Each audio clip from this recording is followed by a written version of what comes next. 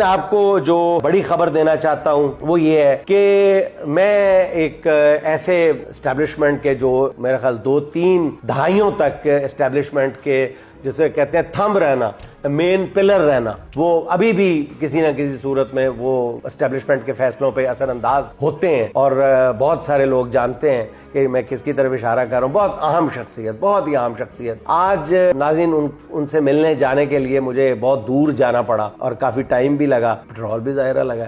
Petrol भी मेरा ख्याल गुदासगुजार लग गया होना मेरा। तो नाज़रीन फिर आपके लिए मैंने खर्च किए हैं ये खबर लाने के लिए, तो 8 आने आप भी डाले तो फिर मेरा ये 10,000 रुपया पूरा होता है।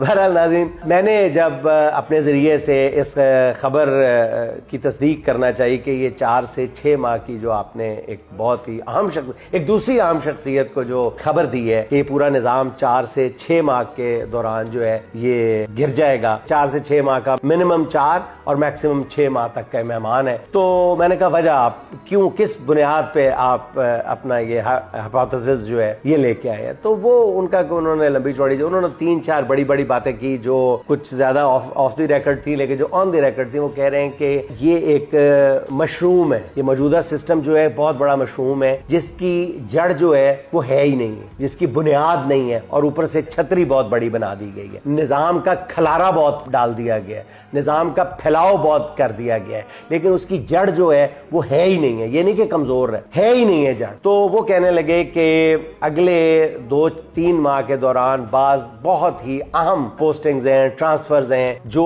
अब कही जा रही हैं कि जी हो रही हैं। वो जरूरी नहीं है कि वो अस्करी हल्कों में ही हो, और भी बहुत सी जगहों से उन्होंने मुझे कोई 5-6 हवाले दिए हैं, बाकायदा अपनी बात को साबित की है कि ये निज़ाम जो है ये अब गिरने के करीब है।